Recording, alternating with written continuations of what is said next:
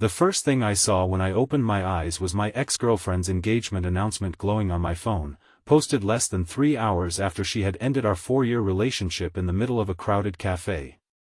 The second thing I saw was my roommate, Claire Whitmore, kneeling beside me on the living room floor, one hand wrapped around my wrist as if she were checking whether my heart was still beating. Sunlight poured through the windows, painfully bright against the empty bottles scattered beside the couch, and when Claire realized I was awake, her face tightened with a mixture of anger, fear, and something I was too broken to recognize. Before we continue, please like, comment, share, and subscribe to our channel if you believe in kindness, forgiveness, hope, and second chances, because sometimes the person who saves us has been standing quietly beside us all along. My name is Callum Reed, and until that Saturday morning, I believed my life had a clear direction. I was 31, worked as an architectural photographer, shared a modest apartment in Portland with Claire, and expected to marry Vanessa Mercer, the woman I had loved since college. Vanessa had always been decisive, polished, and ambitious. She planned holidays 6 months ahead, organized our social calendar, and spoke about the future as though it were a building she had already designed. I mistook that certainty for commitment. I never noticed that each plan included less of me. That morning, Vanessa asked me to meet her for coffee beneath the glass ceiling of a bright downtown cafe. She arrived wearing the blue coat I had bought her for our anniversary, set her ringless hands on the table, and told me she had accepted a job in Boston. She said she had been unhappy for over a year. She said our relationship felt safe but small. Then, before I could understand what was happening, she admitted that she had developed feelings for someone else. The someone else was her new department director, Graham Bellamy, a man I had met twice and disliked without knowing why. Vanessa insisted nothing physical had happened while we were together, as though that distinction could rescue whatever dignity remained between us. She said she wanted a clean ending and hoped I would eventually understand. I remember staring at sunlight reflecting from her untouched coffee while the room moved normally around us. Cups clinked. People laughed. A toddler pressed both hands against the window. My life ended in full daylight, and nobody noticed. When I asked whether she had ever intended to marry me, Vanessa looked away. That silence hurt more than the confession. I left the cafe without touching her, without shouting, and without asking her to stay. For 3 blocks, I walked with the strange calm of someone who had not yet received the message his own heart was trying to send that I bought whiskey from a grocery store before noon, even though I rarely drank. By the time I reached the apartment, Claire was at the dining table grading essays for the community college where she taught literature. She looked up, saw my face, and closed her laptop immediately. Claire and I had been roommates for nearly 2 years, connected initially by financial necessity and gradually by hundreds of quiet routines. She left coffee ready when I had early shoots. I repaired the loose hinges on her kitchen cabinets. She knew I hated thunderstorms but never mentioned how often she found excuses to sit in the living room during them. I knew she called her widowed father every Sunday and pretended not to notice when she cried afterward. We were close, but I had placed an invisible boundary around our friendship because Vanessa disliked how easily Claire understood me. When I told Claire that Vanessa had left, she stood so quickly her chair scraped against the floor. She reached toward me, but I moved past her and opened the bottle. Claire warned me that drinking would not make the pain disappear. I told her I did not need it to disappear, I only needed it to become quieter. That answer frightened her, but I was already pouring whiskey into a water glass. The bright afternoon stretched around me as I drank too quickly, replaying every moment of my relationship and searching for the precise instant Vanessa had stopped loving me. I remembered postponed dinners, unanswered messages, and the way she had begun correcting me in front of friends. Each memory changed shape under the alcohol until I felt humiliated by my own blindness. Claire stayed nearby, bringing water, moving the bottle away whenever she could, and refusing to leave even when I accused her of watching me out of pity. The engagement announcement appeared shortly after 2 in the afternoon. Vanessa had not merely left me for Graham, she had apparently accepted his proposal before ending our relationship. The photograph showed them standing outside a courthouse beneath a pale blue sky. Her hand rested against his chest, displaying a diamond ring.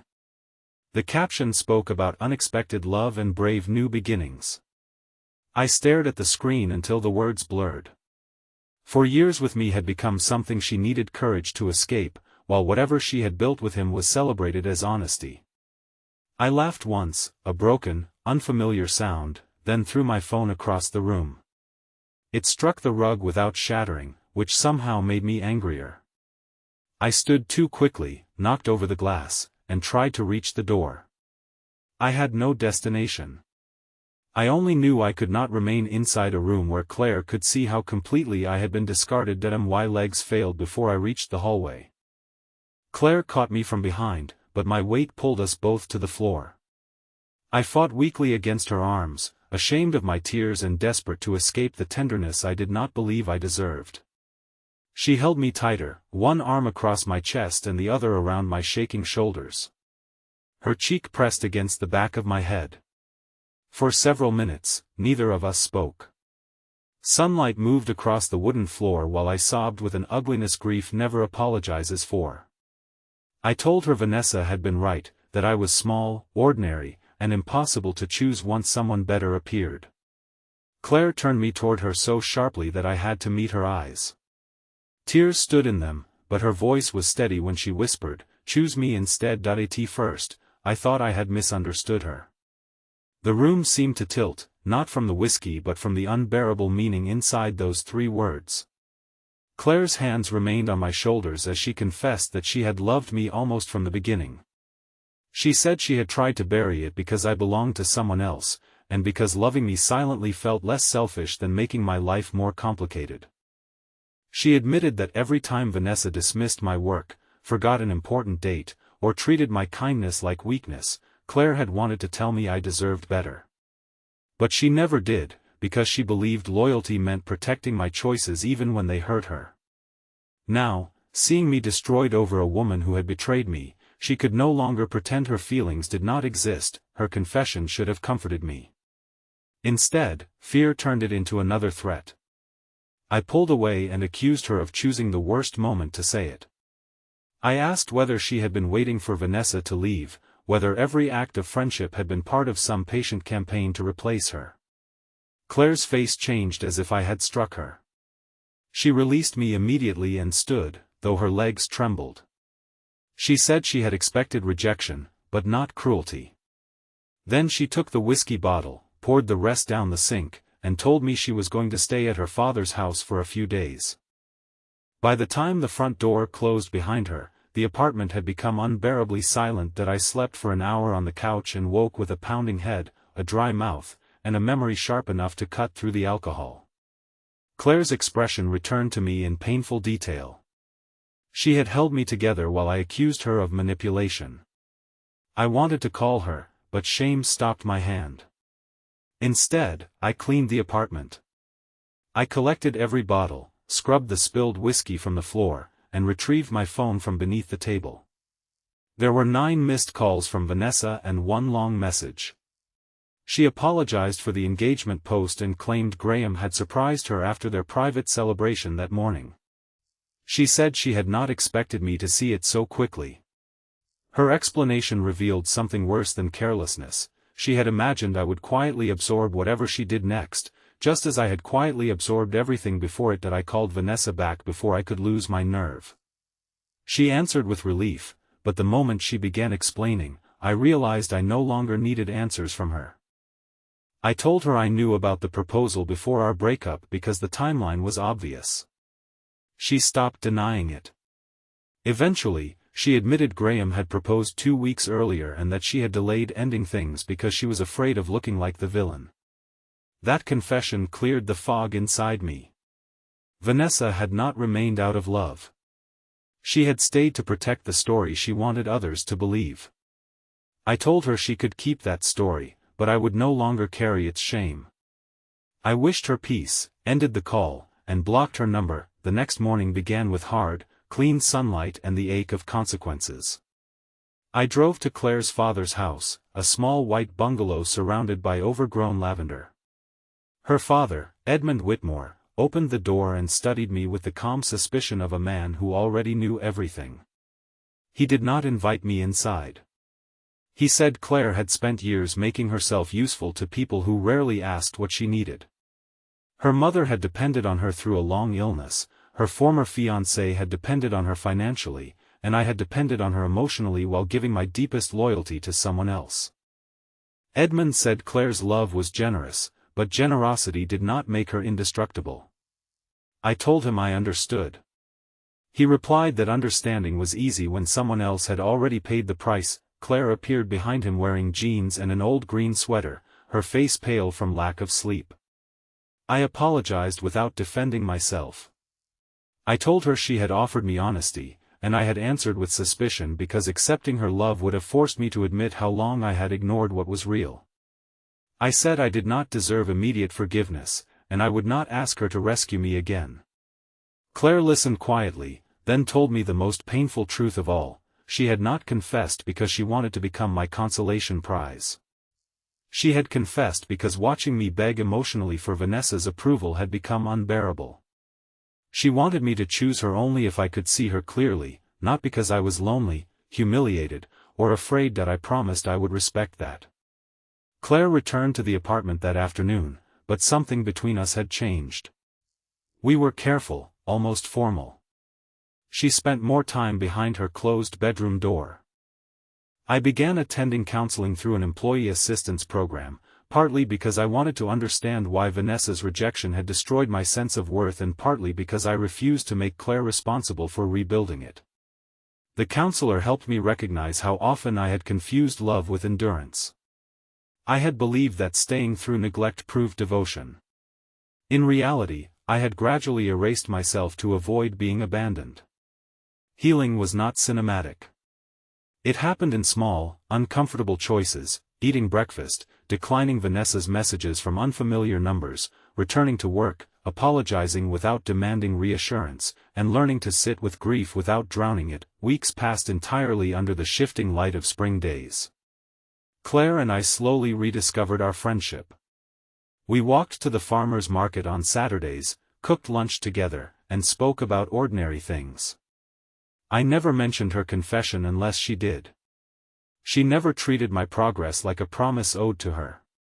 Then one afternoon, while helping her carry donated books into the college library, I watched her encourage a nervous student who was considering dropping out. Claire listened without interrupting, remembered details the student had mentioned weeks before, and offered hope without making empty guarantees. In that moment, I understood that what I felt for her was not simply gratitude. I admired the way she moved through the world. I loved her humor, her stubbornness, her quiet strength, and even the boundaries she had placed between us. Most importantly, I wanted her life to become larger, whether or not I was included in it. My realization came with an unexpected test. Vanessa arrived at the apartment on a bright Tuesday afternoon, claiming she needed to collect a box of belongings she had left months earlier. Graham had ended their engagement after learning she had concealed parts of our relationship from him. Vanessa stood in the doorway looking exhausted and strangely familiar. She said she had made a terrible mistake. Once, those words would have awakened every hope I possessed. Instead, I felt sadness without longing. I gave her the box and told her I forgave her, not because what she did was acceptable, but because I no longer wanted her choices to govern my peace. When she asked whether there was someone else, I glanced toward the hallway where Claire stood silently. I did not use Claire as a weapon or offer Vanessa a triumphant answer. I simply said there was someone I should have appreciated more honestly, but that earning trust would take time. After Vanessa left, Claire asked whether I wanted her back. I told her no. Then I told Claire something I had rehearsed for days but never found the courage to say. I explained that when she first asked me to choose her, I had heard it as a demand to replace one relationship with another. Now I understood that she had been asking me to choose the person who saw me, respected me, and stood beside me without requiring me to shrink. I said I was choosing myself first, perhaps for the first time in my life, but if she was willing, I also wanted to choose her slowly, honestly, and without treating her love as medicine for someone else's damage. Claire did not rush into my arms. She asked difficult questions. She wanted to know whether I could accept her career ambitions, whether I would communicate instead of withdrawing, and whether I understood that love could not survive on gratitude alone. I answered as truthfully as I could, including when the answer was that I still had work to do. She finally smiled and said we could begin with lunch. That lunch became another, then a museum visit, then a long daytime drive along the coast. Our relationship grew without dramatic promises. We built it through consistency. I learned that Claire became quiet when she feared disappointment, and she learned that I sometimes needed a few minutes to organize my thoughts before speaking. We disagreed, apologized, adjusted, and kept showing up. A year later, on a sunlit Saturday afternoon, we returned to the living room where everything had nearly fallen apart. The apartment looked different now. Claire's books filled 2 new shelves, my photographs covered the walls, and the old rug had been replaced because neither of us wanted the whiskey stain beneath our future. I handed her a small wooden box, but there was no ring inside. Instead, it contained a brass key to a studio space we had rented together downstairs, half for my photography and half for the writing workshops she had always dreamed of teaching. I told her I did not want to offer a promise before proving I could help build a life where both of us had room to grow. Claire cried as she held the key, then laughed through her tears and reminded me that this was the least traditional romantic gesture she had ever received. Before we share how their journey finally settled into something beautiful, leave a meaningful comment about the person who taught you that real love should never require you to become smaller. Sometimes the greatest lesson is not learning how to hold on, but learning whom to trust, what to release, and why choosing yourself can be the first step toward choosing someone else with honesty. 6 months after we opened the studio, I asked Claire to marry me in the courtyard outside it beneath the clear afternoon sky.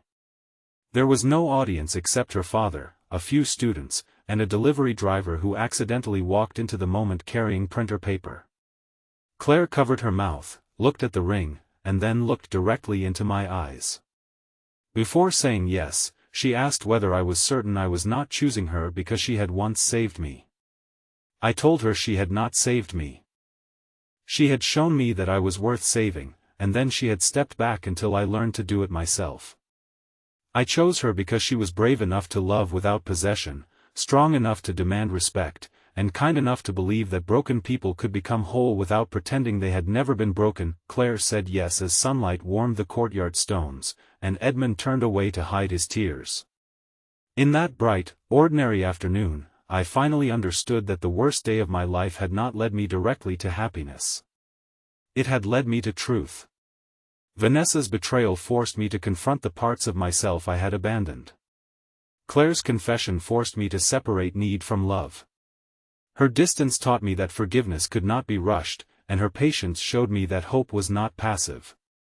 Hope was the decision to become trustworthy after trust had been damaged. If this story touched your heart, please like this video, leave a meaningful comment, share it with someone who needs hope today, and subscribe to our channel so you never miss another emotional journey. Callum once believed being chosen by another person would prove his worth, but his greatest transformation began when he stopped begging for a place in someone else's future. He learned that real love does not arrive to erase pain. It stands nearby while we face it, challenges us to grow, and waits for us to choose with clear eyes. And every morning after they married, whenever sunlight filled the home they built together, Claire would sometimes hold him close and whisper the words that had once frightened him. This time, Callum always knew exactly how to answer. He chose her, not instead of someone else, but because after losing himself, he had finally learned how to love without disappearing.